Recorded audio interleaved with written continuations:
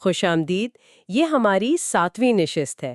پچھلی بار ہم نے میدان میں پھیلی ہوئی فوجی کارروائیوں پر نظر ڈالی تھی. اس سلسلے میں ایچ سی تھامسن کی 1895 کی کلاسک کتاب کے صفحہ بصفحہ تجزیے کے ذریعے اپنے پہاڑوں کی پوشیدہ تاریخ کو کھوج رہی ہوں. اگر آپ شروع سے ہمارے ساتھ ہیں تو آپ جانتے ہیں کہ گیریسن اس وقت چترال کے قلعے میں محصور ہے. اور ہاں، اگر آپ نے ابھی تک سبسکرائب نہیں کیا تو ضرور کریں اور سرحدی سیاست کی پوری پیچیدگی کو سمجھنے کے لیے حصہ اول سے ہماری پلے لسٹ ضرور دیکھیں. جی، اور آج کی گفتگو شروع کرنے سے پہلے یہ واضح کرنا ضروری سمجھتا ہوں کہ ہم ان واقعات کو تھامسن کے 19ویں صدی کے نوآبادیاتی نقطہ نظر سے ہی دیکھ رہے ہیں.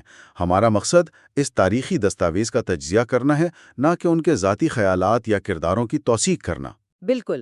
تو آج ہم دیکھیں گے کہ قلعے کے اندر حالات کس طرح سنگین ہوئے اور باہر کی دنیا میں اس کا کیا رد عمل سامنے آیا. جی، آج ہم ان دونوں پہلوؤں پر گہری نظر ڈالیں گے. تو چلیں وہیں سے شروع کرتے ہیں جہاں کہانی ایک بہت ہی ڈرامائی موڑ لیتی ہے. 3 مارچ کو قلعے سے ایک فوجی ٹولی باہر نکلتی ہے جسے انگریزی میں ریکونیسنس کہتے ہیں، یعنی جائزہ لینے کی ایک مہم. جی، تھامسن کے مطابق انہیں خبر ملی تھی کہ شیر افضل اپنے مسلح ساتھیوں کے ساتھ وادی میں موجود ہے. لیکن اس خبر کو پہلے سنجیدگی سے نہیں لیا گیا ہے نا؟ بالکل نہیں، یہ ایک ایسی غلط فہمی تھی جو بہت بہت مہنگی پڑنے والی تھی. اور یہاں انسانی نفسیات کا ایک دلچسپ پہلو بھی سامنے آتا ہے. وہ کیا؟ تھامسن لکھتے ہیں کہ ایک مقامی خبر نویس جمیندار رب نواز خان، جنہیں وہاں کے لوگوں کا گہرا تجربہ تھا، ان کا خیال تھا کہ یہ صرف ایک دکھاوا ہے، کوئی سنجیدہ حملہ نہیں ہوگا. اچھا. بظاہر وہ مقامی جنگجوؤں کی دھمکیوں کو بڑا چڑھا کر دیکھنے کے عادی تھے. اسی اعتماد کی وجہ سے کیپٹن گیمبل نے ایک چھوٹی ٹولی باہر بھیجنے کا فیصلہ کر لیا. اور پھر کیا ہوا؟ کیا وہ سیدھا جال میں پھنس گئے؟ بالکل ایسا ہی ہوا. جیسے ہی انہوں نے صورتحال جانچنے کے لیے ایک آزمائشی گولی چلائی، پہاڑیوں پر چھپے دشمن نے ان پر شدید فائرنگ شروع کر دی. یہ کوئی دکھاوا نہیں تھا، یہ ایک منظم گھات تھی. اس اچانک حملے سے یہ واضح ہو گیا کہ صورتحال کا اندازہ لگانے میں بہت بڑی غلطی ہوئی تھی. اور اس کا نتیجہ یقیناً بہت بھیانک نکلا ہوگا. تھامسن اس جھڑپ کو کیسے بیان کرتے ہیں؟ تھامسن لکھتے ہیں کہ کیپٹن بیڈ، جو حملے کی قیادت کر رہے تھے، ایک نالے کے کنارے دشمن پر حملہ کرتے ہوئے شدید زخمی ہو گئے. اسی دوران کیپٹن کیمبل بھی گھٹنے میں گولی لگنے سے زخمی ہو گئے. کمانڈ فوراً کیپٹن ٹاؤنشنڈ کے ہاتھ میں آ گئی. تو اب ان کا مقصد لڑنا نہیں تھا، بلکہ کسی طرح جان بچا کر قلعے تک واپس پہنچنا تھا. جی بالکل. اور پیچھے ہٹنا تو حملے سے بھی زیادہ مشکل ہوتا ہے، خاص طور پر جب آپ چاروں طرف سے گھرے ہوئے ہوں. صحیح. یہاں ٹاؤنشنڈ نے ایک کلاسیکی فوجی حربہ استعمال کیا جسے فائر اینڈ موومنٹ کہتے ہیں. اچھا، وہ کیا ہوتا ہے؟ اس میں فوج کا ایک حصہ دشمن پر فائرنگ کر کے انہیں مصروف رکھتا ہے تاکہ دوسرا حصہ محفوظ طریقے سے پیچھے ہٹ سکے. پھر پیچھے ہٹنے والا دستہ پوزیشن لیتا ہے اور پہلے والے کو کور فائر دیتا ہے. سمجھ گئی. یہ آج بھی فوجی تربیت کا ایک بنیادی اصول ہے، اور اس نے اس دن کئی جانیں بچائیں. لیکن ایک سوال ہے. تھامسن خود ایک برطانوی ہیں.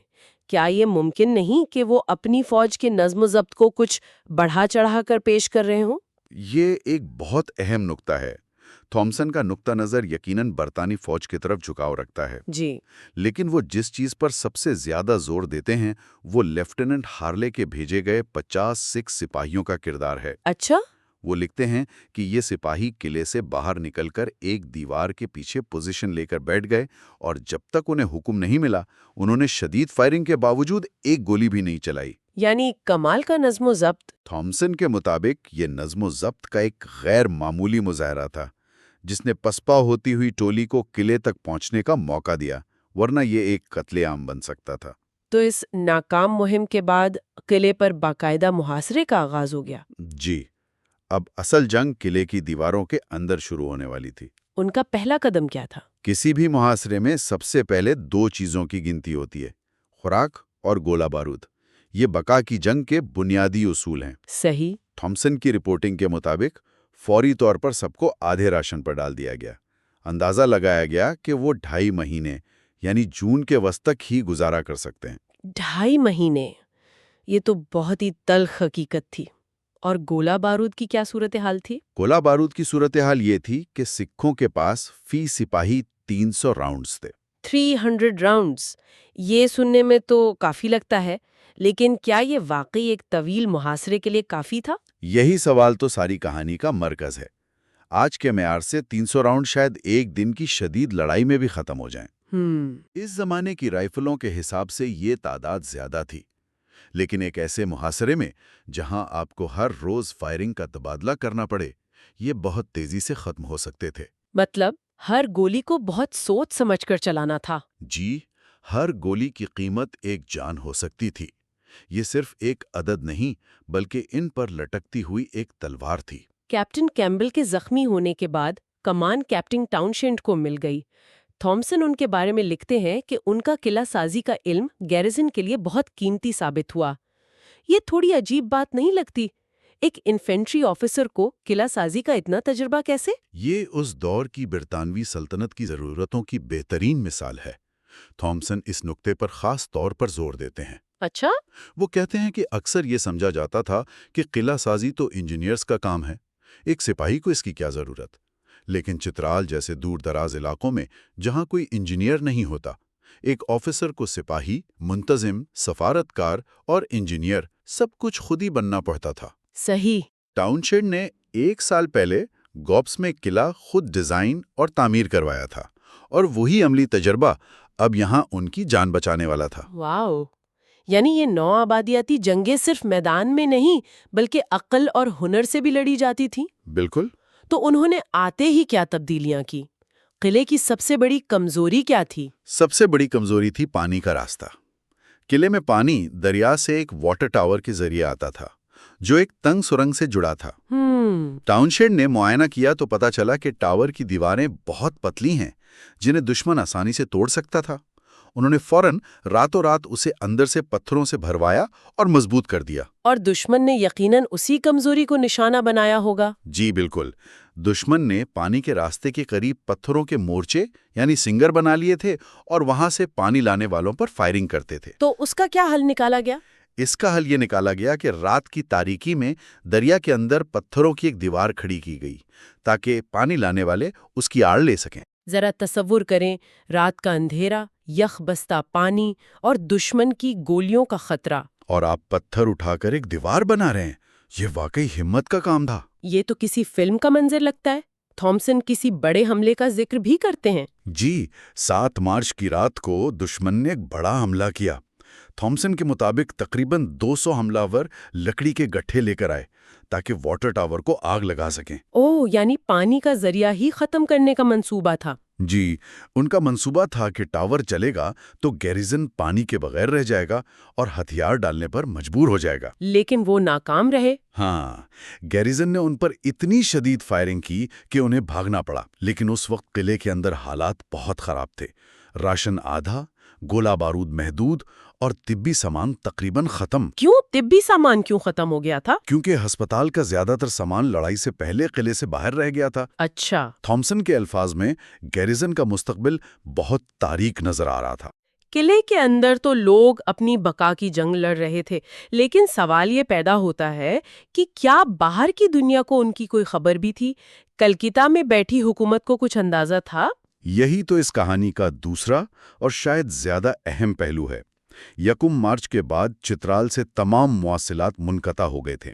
مطلب مکمل بلیک آؤٹ؟ جی، حکومت کو صرف اتنا معلوم تھا کہ ڈاکٹر رابرٹسن تقریباً 300 سپاہیوں کے ساتھ ایک قلعے میں ہیں، لیکن ان کے پاس راشن کتنا ہے اس کا کوئی اندازہ نہیں تھا۔ وائسرائے لارڈ ایلگن کی ایک تقریر سے، جس کا حوالہ ذرائع میں ملتا ہے، ہمیں ان کی پریشانی کا اندازہ ہوتا ہے۔ تو ان کے پاس کیا راستے تھے؟ مدد کیسے پہنچائی جا سکتی تھی؟ یہاں جغرافی ایک بہت بڑا ویلن بن کر سامنے آتا ہے۔ کیسے؟ لارڈ ایلگن کی تقریر کے مطابق کشمیر اور گلگت کے راستے جون سے پہلے برف کی وجہ سے مکمل طور پر بند تھے۔ اور جون تک تو گیریزن بھوک سے مر جاتا۔ بالکل، واحد راستہ پشاور سے تھا، جو امرا خان کے علاقے جندول سے گزرتا تھا، اور امرا خان تو خود شیر افضل کا اتحادی تھا۔ تو گویا دشمن ہی راستے پر قابض تھا۔ یہ تو ایک ناممکن صورتحال لگتی ہے۔ حکومت نے اسی کو اپنے حملے کا جواز بنایا۔ ان کا موقف تھا کہ چونکہ عمرہ خان نے ہمارے افسران کا راستہ روکا ہوا ہے اور جارحیت کی ہے، اس لیے ہمارے پاس اس کے علاقے میں داخل ہونے کے سوا کوئی چارہ نہیں۔ اچھا، تو یہ ایک فوجی ضرورت کے طور پر پیش کیا گیا۔ جی، لیکن اس کے پیچھے ایک بڑا سیاسی پیغام بھی تھا۔ اور اسی بنیاد پر ریلیف فورس یعنی امدادی فوج کی تشکیل ہوئی۔ لیکن یہ کوئی چھوٹی موٹی فوج نہیں تھی نا؟ ہرگز نہیں۔ حکومت ہند نے تقریباً 15,000 سپاہیوں پر مشتمل ایک بہت بڑی فوج متحرک کی۔ 15,000! جی، اس کا مقصد صرف عمرہ خان سے لڑنا نہیں تھا۔ اس کا اصل مقصد راستے میں آنے والے تمام قبائل کو یہ پیغام دینا تھا کہ مزاحمت کا خیال بھی دل میں نہ لانا۔ یہ خالصتاً طاقت کا مظاہرہ تھا، ایک نفسیاتی جنگ۔ بالکل، جو لڑائی سے پہلے ہی شروع ہو گئی تھی، انہوں نے قبائل کو یقین دہانیاں بھی کروائیں کہ ان کی آزادی کو کچھ نہیں کہا جائے گا، لیکن اتنی بڑی فوج کا مارچ خود ایک بہت بڑا پیغام تھا۔ 15,000 سپاہی، اس دور میں اتنی بڑی فوج کو پہاڑوں میں لے جانا تو ایک بہت بڑا چیلنج ہوگا، خاص طور پر رسد کے حوالے سے۔ یہ ایک لاجسٹیکل ڈرانا خواب تھا۔ اس فوج کے ساتھ ہزاروں جانور تھے جو سامان اٹھا کر لے جا رہے تھے، اور اس طویل اور کمزور سپلائی لائن کی حفاظت کے لیے بھی فوج کی بڑی تعداد ضروری تھی۔ اور ان سب کے راستے میں سب سے بڑی رکاوٹ تھی لواری پاس۔ جی، لواری پاس۔ آج بھی اس کا سفر آسان نہیں ہے۔ تھامسن اس کے بارے میں کیا لکھتے ہیں؟ تھامسن لواری پاس کو اس مہم کی سب سے بڑی قدرتی رکاوٹ کے طور پر پیش کرتے ہیں۔ یہ 10,000 فٹ سے زیادہ بلند درہ ہے جو اس وقت کئی فٹ گہری برف سے ڈھکا ہوا تھا۔ اچھا! اور دلچسپ بات یہ ہے کہ عمرہ خان خود فروری کے مہینے میں اسی برفانی درے کو پیدل عبور کر کے اپنی فوج کے ساتھ چترال پہنچا تھا۔ مقامی جنگجوؤں کے لیے یہ راستہ قابل عبور تھا، لیکن برطانوی فوج اپنی توپوں، بھاری سامان اور ہزاروں جانوروں کے ساتھ اسے کیسے عبور کرتی؟ یہ ایک بہت بڑا سوال تھا۔ تو ایک طرف قلعے میں وقت تیزی سے ختم ہو رہا تھا اور دوسری طرف آمدانی فوج کو ایک برفانی پہاڑ کا سامنا تھا۔ یہ تو واقعی وقت کے خلاف ایک دوڑ تھی۔ بالکل، آمدانی فوج پر دباؤ تھا کہ انہیں اپریل کے آخر تک ہر حال میں چترال پہنچنا ہے، ورنہ گیریزن کا راشن ختم ہو جائے گا۔ یہ صرف دشمن کے خلاف نہیں بلکہ سردی، برف اور فطرت کے خلاف بھی ایک جنگ تھی۔ جی، اور تھامسن کی کتاب میں لواری پاس کی جو تصویریں ہیں وہ اس چیلنج کی سنگینی کو بغیر کچھ کہے ہی بیان کر دیتی ہیں۔ تو آج ہم نے دیکھا کہ پچھلی بار میدان میں جو افراتفری تھی، اس کے جواب میں حکومت نے ایک منظم اگرچہ بہت مشکل رد عمل کا آغاز کیا۔ جی، قلعے کے اندر کی مایوسی اور باہر ایک بہت بڑی فوجی مہم کی تیاری، یہ دو کہانیاں ایک ساتھ چل رہی تھیں۔ یہ باب فوج کو پہاڑوں کے دامن میں لا کھڑا کرتا ہے۔ جی ہاں، قلعے کے اندر دفاع مضبوط کیا جا رہا ہے اور باہر سے ایک بہت بڑی طاقت ان کی طرف بڑھ رہی ہے، لیکن ان دونوں کے درمیان بلند و بالا پہاڑ اور دشمن قبائل حائل ہیں۔ ہماری اگلی نشست میں ہم تھامسن کے بیان کے مطابق دیکھیں گے کہ اس امدادی فوج کو پہلے بڑے درے یعنی مالاکنڈ پاس پر کس طرح کی شدید مزاحمت کا سامنا کرنا پڑا۔ اور ایک آخری بات جو اس باب کو خاص بناتی ہے، وہ کیا ہے؟ تھامسن کے علاقے کے بارے میں تفصیلی بیانات صرف جنگی رپورٹنگ نہیں ہے۔